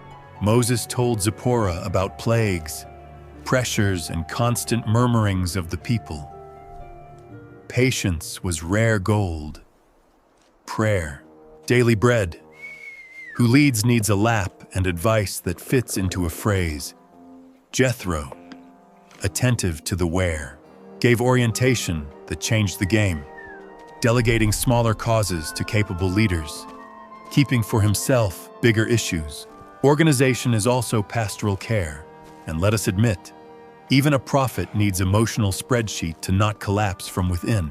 This wisdom relieved Moses' load and evidenced the continuous support of Zipporah's family. She perceived that the mission was not near the end. She accepted the script, recurring challenges, greater purpose. Sometimes, faithfulness is just continuing without losing the smile. But there was also comfort. Her role as wife and mother was the invisible axis of Moses' balance. She offered emotional shelter and spiritual ground. Who said that backstage does not decide battles? The light of the stage depends on the right wire plugged into the socket. The Bible mentions another woman in Moses' life, the Cushite woman, in Numbers 12. Who was she? Some identify her with Zipporah. Others see a second wife of distant origin. The thorny topic yielded family debates, and gossips never lose the schedule. Miriam and Aaron criticized the union, perhaps due to cultural or political issues. Heaven's answer was hard: leprosy on Miriam, making it clear that God supported Moses. The mystery remains, but reinforces the central agenda. God stitches his work with threads of many looms and with people from distinct worlds to fulfill a broader plan. This enigmatic figure symbolizes tensions and beauty of integrating differences in the divine mission. Where there is purpose, there is also clash of customs. And if there is humility, wisdom is born in the friction. Zipporah played a vital role in Moses' trajectory, especially in borderline moments. Her courage and circumcision saved her husband and kept the mission alive. Her strength in the desert and spiritual intuition helped forge the liberator when fatigue asked for giving up. While Moses faced the Pharaoh and guided Israel, he remembered Zipporah's words. Her advice echoed like a compass, reminding him of firmness, focus, and faith. Sometimes, what sustains a leader is an old phrase, kept like a smooth stone in the pocket. He knew, even distant, she covered him in constant prayer. Zipporah, in turn, faced Midian with resilience. She understood that Moses' call extrapolated the measure of the family. This vision widened her chest and held the house when the wind tightened. This understanding gave strength to face dangers and educate the children while she awaited news. When Moses returned with the freed people, he was transformed. Leadership had printed marks on the soul. Victory has a high cost, and the face delivers the receipt. Zipporah perceived and made the home a shelter. Her emotional and spiritual support was the best gift, allowing Moses to concentrate on the call without distractions. Loving a leader is also protecting his silence and taking care of his rest as a domestic altar. Zipporah's legacy is courage, faith, and determination. She faced the invisible, endured distance, and acted with precision in critical hours. Her contribution, sometimes discreet, is key to understanding Moses' journey, because God loves to work with invisible hands. In the reports, she appears little, but weighs a lot. She represents the silent force that sustains great vocations. Her boldness in circumcision, her resilience in separation, and her constant support draw consequences that cross generations, even when no one applauds. Furthermore, the mystery around her figure adds a valuable layer to the story. Zipporah reminds that in narratives of great leaders, there are secondary characters, whose firmness molds destinies. Second plan for men, first for God, who counts backstage. Her story invites us to honor those who occupy essential and discreet roles. Zipporah's legacy whispers behind each great mission: anonymous hugs, knees on the ground, and attentive eyes. Without these columns, no roof remains standing. Her life testifies the courage to face the unknown and the faith that sustains in dark days. When the sand rises and the sky seems like bronze, Zipporah's perseverance reminds us, whoever keeps the covenant finds a path, even if the map is in flames. Philip, one of the 12 chosen by Jesus, was a simple man who said yes to a call that turned his world around. Known for sharing the kingdom and obeying the Spirit, he traveled a journey of faith that led many to Christ. Prepare yourself to enter the story of this uncommon man from a fishing village and became an evangelist who marked generations. Ready to see challenges, signs, and decisive encounters, God uses common people to fulfill immense projects, and Philip proves this. Subscribe for more biblical narratives and turn on the bell. Combined, Philip was born in Bethsaida, a small village of Galilee, where nets dried in the sun and ancient prophecies about the Messiah whispered through the alleys like the wind that promises rain. Imagine a modest place, dirt streets, salt in the air, and conversations at the water's edge. There began Philip's life, immersed in Jewish traditions and in the hope of liberation. Hope that perfumed daily life like bread freshly taken from the oven. Since he was little, he heard stories of the prophets by torchlight. For him, they were not distant fables. They ignited restless curiosity. When he did not fish, he stared at the horizon like someone waiting for someone to arrive. Have you ever felt this sweet and stubborn premonition? The days passed between launched nets and calm waves. While the words about the kingdom echoed in the synagogue, life seemed predictable. But something in him said there was more, as if the heart whispered, "Do not stop in the shallow. Go deeper, then, on a day equal to so many." He heard about Jesus, the carpenter of Nazareth, who summoned followers for something bigger. Philip still did not know, but that rumor would rearrange his story forever. Do you know that instant when destiny clears its throat? When he met him, Jesus said little, stared at him, and spoke with firmness that crossed bones. "Follow me." Those two syllables sounded eternal, as if the future blinked. Philip did not hesitate, left the known on the sand like wet nets drying in the sun. Walking, he felt excitement and uncertainty dancing together. Who was after all that master? Many called him Messiah, but questions remained. Philip, however, had a clear impulse. Good news does not fit in the pocket. He remembered Nathanael and ran to fetch him immediately. Finding his friend, he shot, "We found the one about whom Moses and the prophets wrote, Jesus of Nazareth, son of Joseph." Nathanael frowned. From Nazareth, anything good comes out of there. Philip smiled and delivered the key. "Come and see."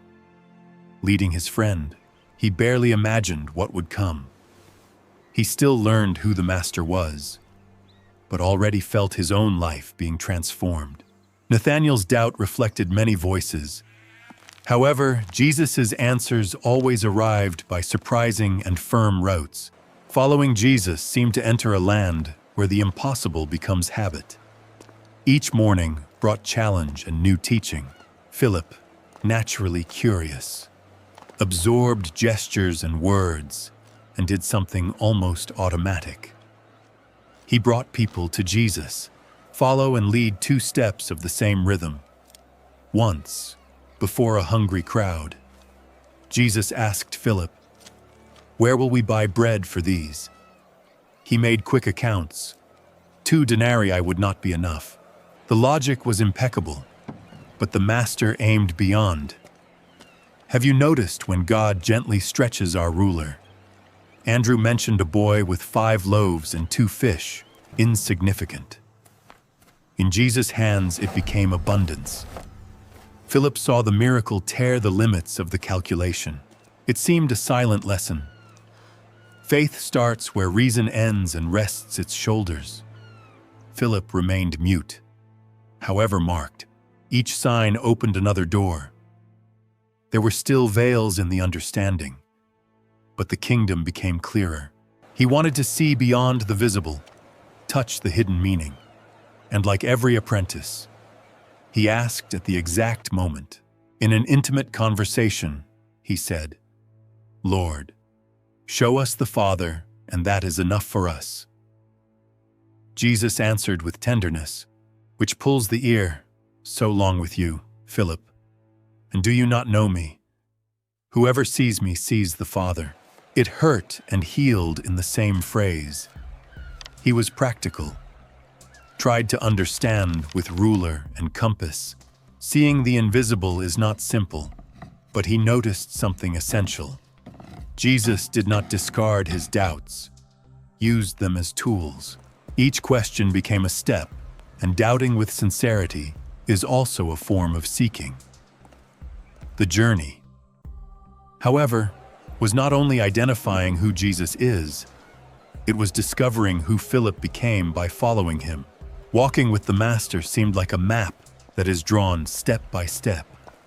Doubts continued, but now came embraced by the right expectation. With teachings and signs, veils fell little by little.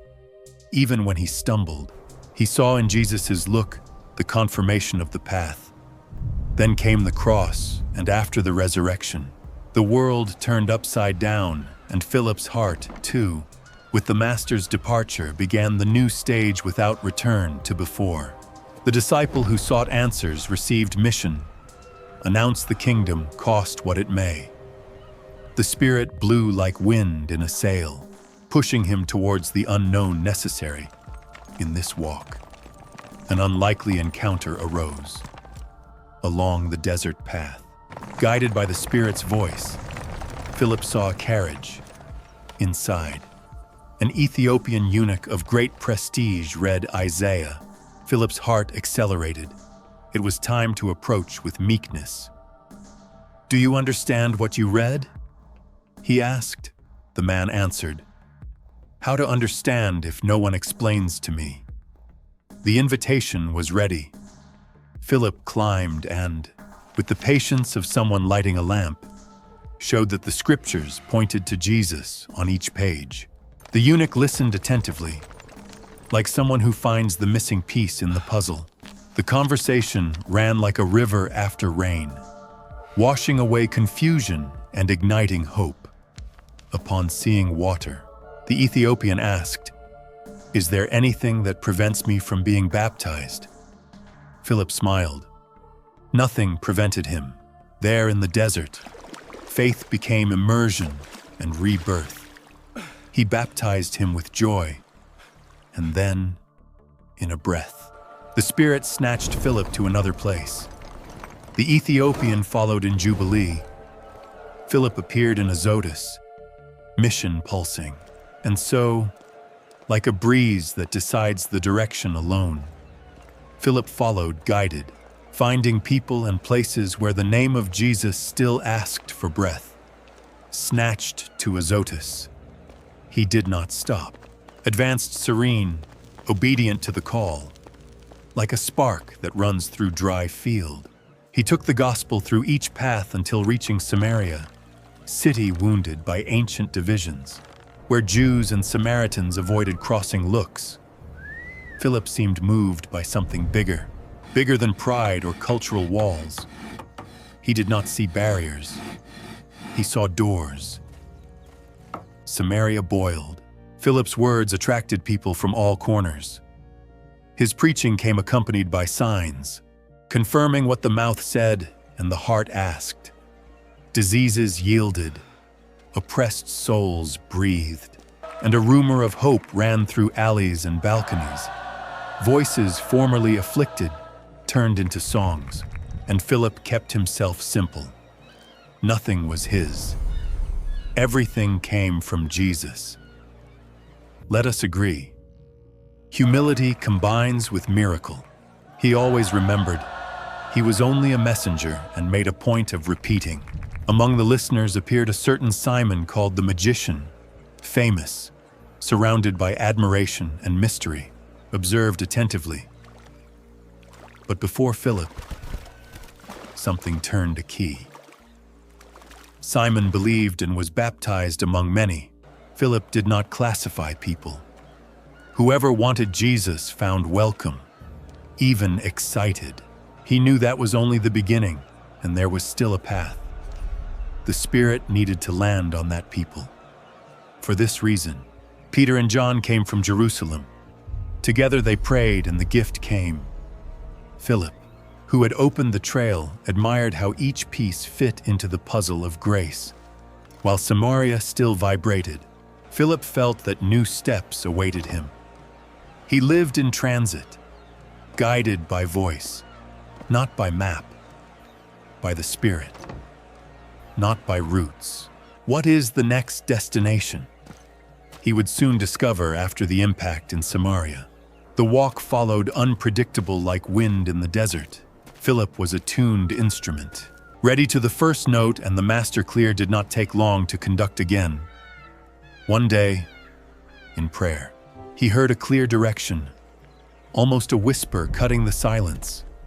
Go along the path that goes down from Jerusalem to Gaza, desert region.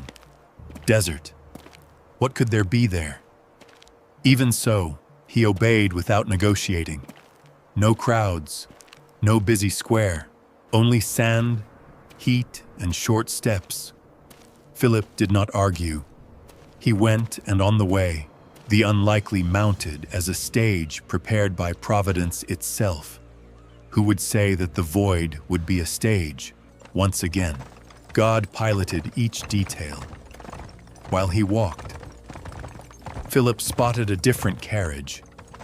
Wheels marked the dry ground in a grave beat. The rhythmic sound seemed to announce an encounter that changes routes. Inside, someone read out loud. It was not a common traveler, but an official of trust. Treasurer of Queen Candace of Ethiopia. The parchment fluttered in the hot breeze. It was Isaiah, still an open enigma. Again, the Spirit spoke, approached the carriage. Philip did not postpone, reached the vehicle and launched a simple question, full of meaning. Do you understand what you are reading? The man raised his eyes, surprised. How to understand if no one explains? He seemed to wait for this exact instant. Philip climbed and with the carriage advancing slowly, began to show Jesus from that passage. Without hurry, didactics that embrace. The conversation followed like a calm stream. But Philip perceived that something bigger bubbled. That desert scene would not end there. Heaven had good hurry. By the way, have you ever felt that a page is turning? After that encounter in the wilderness, he proceeded, as always, guided by the Spirit. Firm steps, attentive ear. The itinerary pointed to Caesarea, port city of cultures and beliefs, where sea and voices crossed as a pulse. Stop only to listen better. The mission found new ways to flourish. Philip became known not only for what he preached, but for how he lived. Spoke in the squares, broke bread in houses, gathered people, planted faith. Little by little, his presence molded the believers of Caesarea. They grew in number and depth. But there was something more. His family also exhaled the call, expanding the reach of the testimony like lit lamps. He had 4 daughters, and they were not common, carried the gift of prophecy, inheritance that seemed to run in the corridors of the house. Imagine a simple home, however full of fervor. Worn floor, voices in prayer. Their faith was not speech, it was daily practice. The daughters prophesied like melodies that announced the kingdom. Philip's ministry extended arms through them, reaching places where he would not arrive. Caesarea became a safe harbor, never a final point. Philip knew that each chapter opens another. He kept himself alert. Any conversation could be the start of something great. Do you also perceive when the ordinary blinks the extraordinary in that home where faith and affection intertwined? He discerned that God still had much to reveal to him and to those who arrived. The years ran like a calm river. Philip remained a servant available. Even with the routine of a father and leader, he kept readiness. The mission does not retire while there is someone who needs to hear Jesus. With serenity and fiber, he was light wherever he was. Simple as that. With time, his house became a reference for travelers and missionaries. People sought rest, advice, and encouragement. In this atmosphere, the Apostle Paul on a trip found shelter, set table, attentive ears, friendship that strengthens. Visualize the scene. 2 profiles so distinct and complementary, debating strategies to spread the kingdom.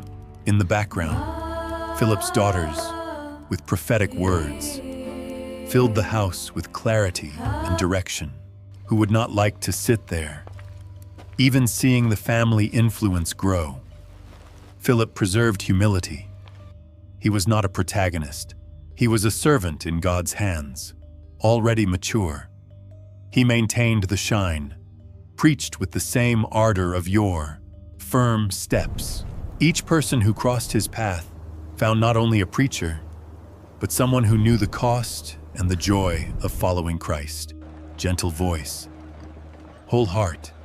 It is worth asking, does our faith also smell of life? While his voice echoed through Caesarea, he felt that there were still chapters to write.